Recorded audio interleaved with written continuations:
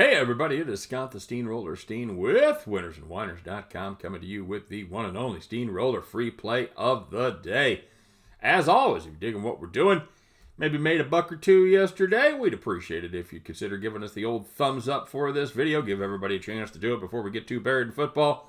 Take a moment if you would, please. On my count, 3, 2, 1, smash it! Smash that thumb, everybody. Thank you. Thank you. Thank you, one and all. Appreciate it. Of course, if you haven't done so already, we would also appreciate if you consider subscribing to our YouTube channel. Click the little bell there, get notified each and every time we put up brand new content. My videos, Scott Reichel's videos, and of course the video that we do each and every day where we take a look at some of our favorite plays called Today in Sports Betting. All right, and of course, you're looking for a deep dive into this game, even deeper than I'm going to give you right here. Well, don't forget to stop by and check out winnersandwhiners.com, the preeminent site for all things sports betting. Learn it, live it, love it. Winnersandwhiners.com. Last but not leastly, we want to know what you're playing today. What are you guys on? Got one big game, got some college basketball, got a little NBA. Whatever it is, whatever you got cooked up, maybe it's some soccer. Put that play in there. Drop it in the comment section. Get it right. We'll give you the shout out. You get enough of them right, you could be the capper of the day. All right, guys, quick recap of yesterday's action. Hey, tell me who loves Rule 4, Section 8, Article 2, Subsection C of the official NFL rulebook. Raise your hand if you do. I do. You know what that is? You know what that rule is?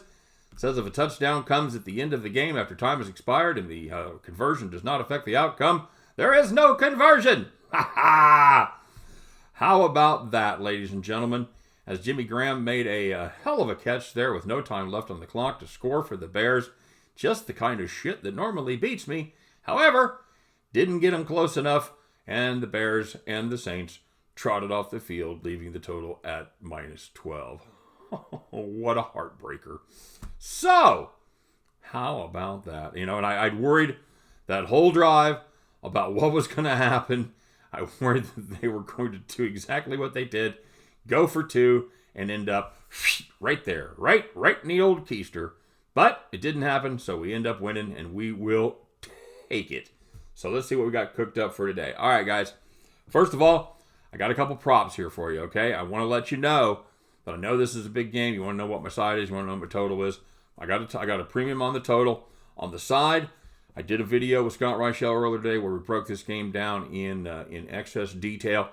And if you want to check that out, it's a much longer explanation of what this game is going to be about. I'm not gonna make you do it. I'm not one of those douchebags who go, well, check out my video. I will tell you this. I took a small lean on Alabama minus the 8.5. That's what the line was at right now, and that's what it was at when we booked it. So that is my side. Now, the props that I got for this one, I've got a couple of them. First of all, I want to looking at the first TD, and obviously this one takes a little bit of luck, but also takes a little bit of knowledge. I like 2 bets here. I like Trey Sermon plus 550. I like Chris Olave plus 750. Now, obviously, if Bama gets the ball first, it's going to be white-knuckled, nuts in your mouth kind of time. Well, that's not very good. How about nuts in the back of your throat kind of thing? That's much better. A little bit better. You know what? Let's just throw out that analogy. It's going to be a sweat, guys, if Alabama gets the ball first, because obviously that's a hell of an offense, and so certainly could go down the field and score. However, if Ohio State gets the ball first, I think we've got a real shot here, all right? So these are the 2 of the 3 guys that are most likely to score. I think Justin Fields is probably the other one. But with him in the rib injury, probably a little less mobile, maybe a little less likely to run. I like these 2 cats for Ohio State. Good price on each of them.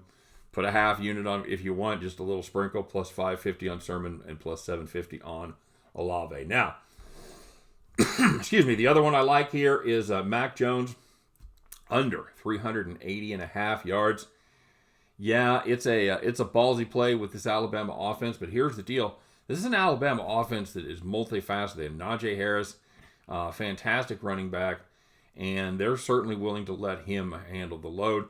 You know, Saban at his core, he wants to run the ball, kill the clock, and keep Ohio State off the field. Now, obviously, that's probably not what's going to happen, but he's going to run the football if he can. And Mac Jones, as good as he is, and he finished 3rd in the Heisman voting this year, very good quarterback. He only hit this total twice in the last 7 games, once against LSU, once against Florida, 2 absolutely horrific defenses. This Ohio State defense is not horrific. Give me Mac Jones under 380.5 and first TD to be scored by Trey Sermon plus 550 or Chris Olave plus 750 at the end of this game. We'll wrap up the college football season in style. You guys can join me as we pick up our winning tickets and head back to the window. All right, everybody. You guys know how I did yesterday. Let's see how y'all did. First of all, I got a couple of people that commented about The Stand. And I wanted to clarify, when I was talking about The Stand miniseries, wasn't talking about the miniseries in 1994 with Gary Sinise and Molly Ringwald, Rob Lowe. One of my favorite turns, by the way, is Ray Walston as Judge Ferris. That one was fine. I liked it. They were very, very faithful to the book. The one that's out now is the one I was talking about, the Stand 2020. And I am an absolute lover of this book, guys. I have read this book legitimately 15 to 20 times all the way through. I got the unabridged, of course, and it's just my thing. So I would waited for this for a year when this was announced. Probably a year or better. I was so excited about this, and it's been vastly disappointing. I'm not the only one. Rotten Tomatoes gave it 21%. All right, so enough talk about The Stand. Big fan. Not a big fan of the miniseries. Okay, so let's see how you guys did today. Ninja 13 went 1-1. He got juiced. Eric Catherine went 2-2. He got juiced. Scott Ellis went 1-0 out there, plus 100. Nice job, Scott. Cyril Carpens 290 went 3-2, plus 80. Very funny thing. He said he didn't want to be the crapper of the day. I think that's funny. He was not. He made money today. Nice job, Cyril Carpens. Pat Cogney, another big fan of The Stand. Way to go, Pat. 3-1, plus 270. Jason M went 2-2. He got juice. The astute Aardvark, he went 2-2 and got juice. WJ Roberts went 3-1, plus 190. Hammer and Hank back in the game. Goes 2-1, plus 90. So you know what that means? It means the one and only. You know him, you love him, and I'm curious to see. Always love to see what kind of props he's got cooked up for big games. Pat Cogney went 3-1 today, plus 270. He hit a couple of those prop bets. Nicely done, Pat. No, actually, it wasn't prop. He hit alternate spreads. Hit Tennessee -6 for plus 170 was his big win there. Pat, nicely done, sir. You are the capper of the day. Pat Cogney, well done indeed. And the rest of you, nice job, guys. Nice job on the Wild Card Sunday there. Let's go out there and enjoy this last game of college football, shall we? I didn't think they'd get through it, but yep, here we are. So let's go out there and have a little fun, make a little money, and appreciate you guys watching. As always, hope every one of those tickets in your pocket turns into cash money back at the window. You guys have a great day, and we'll see you tomorrow. Bye-bye, everybody.